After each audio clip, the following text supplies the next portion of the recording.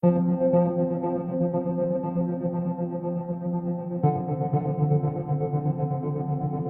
you want a once-in-a-lifetime opportunity and you seek big adventure, then the Into the Glacier experience is the one for you. Like the lava caves, this experience begins about 2 hours outside of Reykjavik, but the similarities stop there.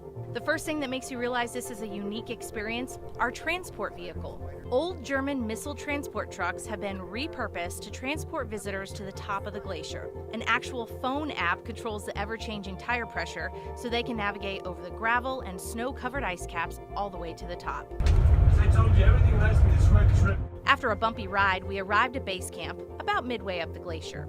The snow covered everything north of us and the temperatures had dropped into the upper 30s.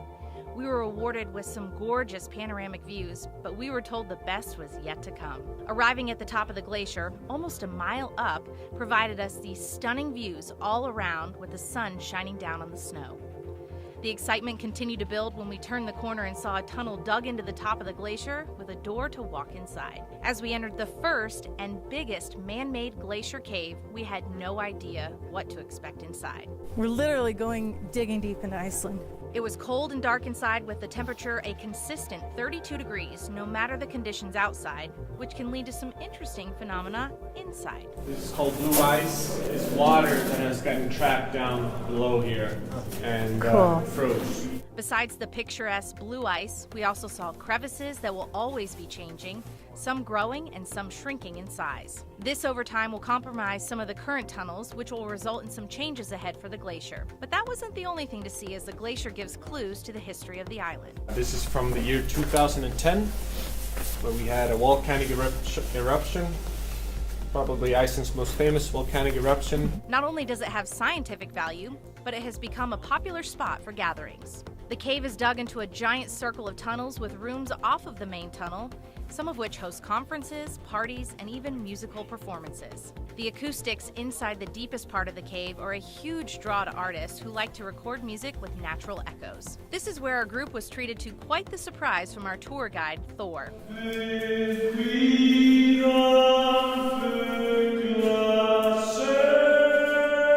After seeing a glacier from the inside, then being blown away by the sights and that song, I have to say this is a must-do for anyone who is visiting Iceland.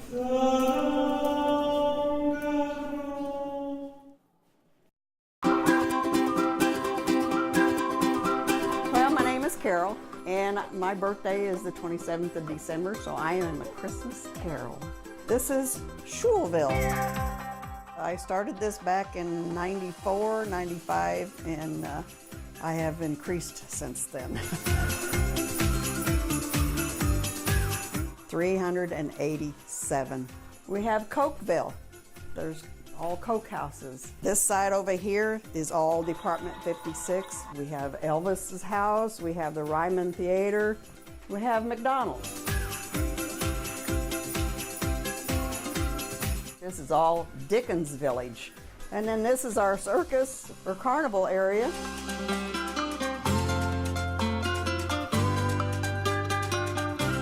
So I get whatever I can every year. My kids get them for me, and friends, they see a house, they call, you have this? I say, no. If I do, bring it anyway.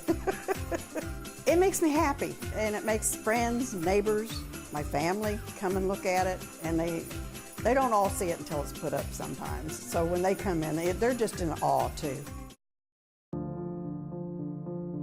Rhinos left bloodied, dying, or already dead, killed by poachers. More than 7,000 killed in just the last 2 years. Only some 30,000 white rhinos are left in the wild. The critically endangered black rhinos have a population just over 5,000, and there's only one male northern white rhino on the planet. If the numbers stay at the rate they are now, we are walking into a chance of them going completely extinct as a species. The Mambas are the first line of defense. They patrol the perimeters. Groups like the Black Mambas, a women's organization in South Africa, are on the front lines in the battle to protect these gentle giants. But the black market trafficking of rhino horns is lucrative, creating an international crime ring that federal investigators say extends from the savannas of South Africa all the way to the main streets of Middle America. In fact, one of the largest rhino trafficking cases in U.S. history led investigators here to Macon, Missouri. Lolly's right there. Once we started looking into the activities, we were pretty certain that we were onto something as far as involvement in rhino trafficking happening in Macon, Missouri.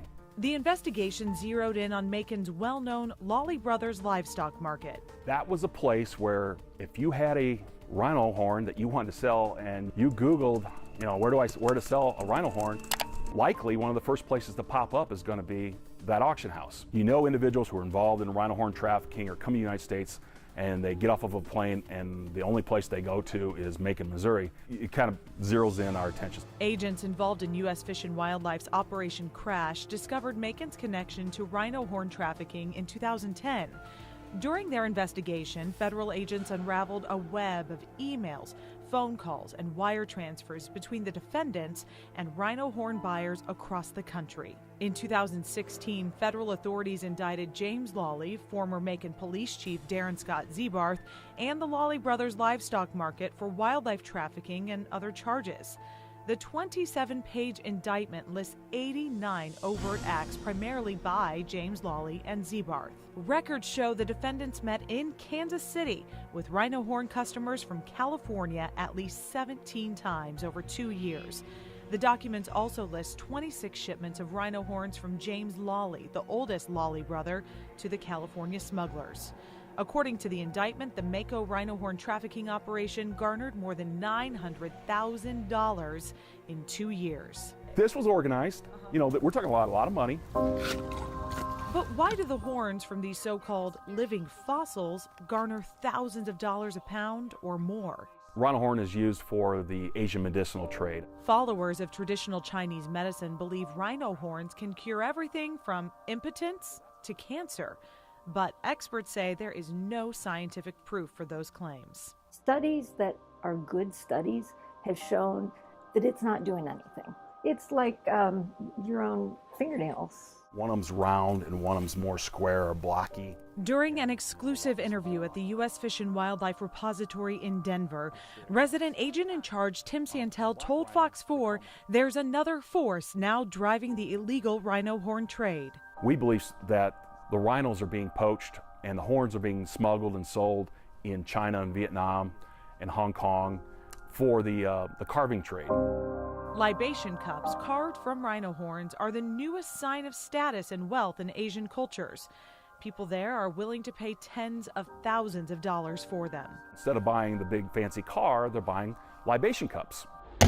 And as long as people are buying rhino horns, the illegal trafficking of these and other endangered species relics will fund even more sinister criminal enterprises, including terrorism. These organized criminal syndicates aren't just involved in rhino horns. They're involved in human trafficking, drugs, guns, terrorism. It doesn't matter if it's a rhino horn or not. It's just a way to make money. And they do. Trafficking exotic animal products is often more lucrative than the drug trade, according to Santel. They start in the mornings at 6 o'clock and they'll do their fence patrol on foot. So the Black Mambas continue their efforts to combat the slaughter of rhinos and other endangered animals. Not with guns or machetes.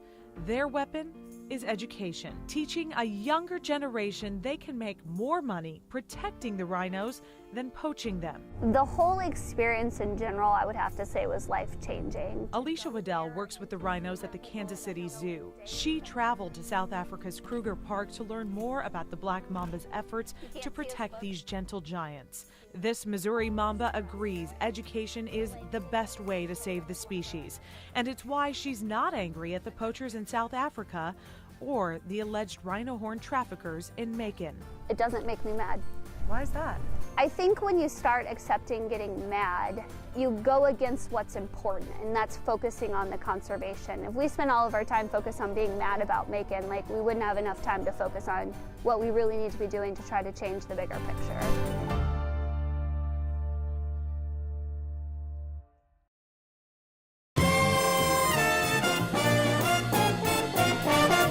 That's one of my favorite things to do, is to sit at home and listen to jazz. 17-year-old Robert Traphagen was born with a gift. A gift that makes this look so easy. I wasn't really trying to prove anything to anybody else, but I was definitely trying to prove something to myself. 7th grade, he picked up the trombone.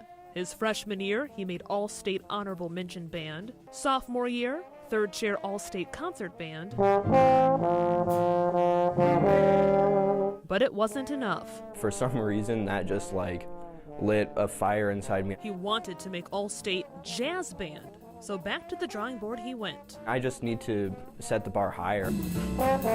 Robert spent hours practicing, listening to, and studying jazz. My values are always to be reaching for something else. I'm always trying to further better myself.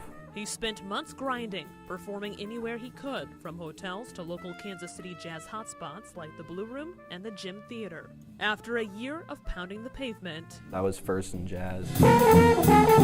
His dream became a reality. Robert was named lead trombone for Missouri All-State Jazz Band.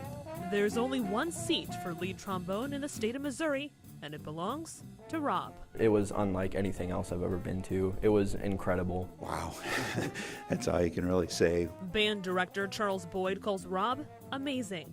He says he's a go-getter and doesn't stop until he achieves greatness. Unbelievable gift and talent, but it's combined with his work ethic.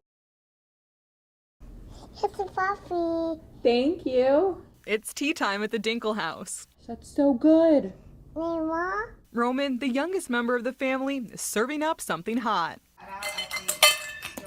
When he's not whipping up his delicious specialties. What were you cooking in here?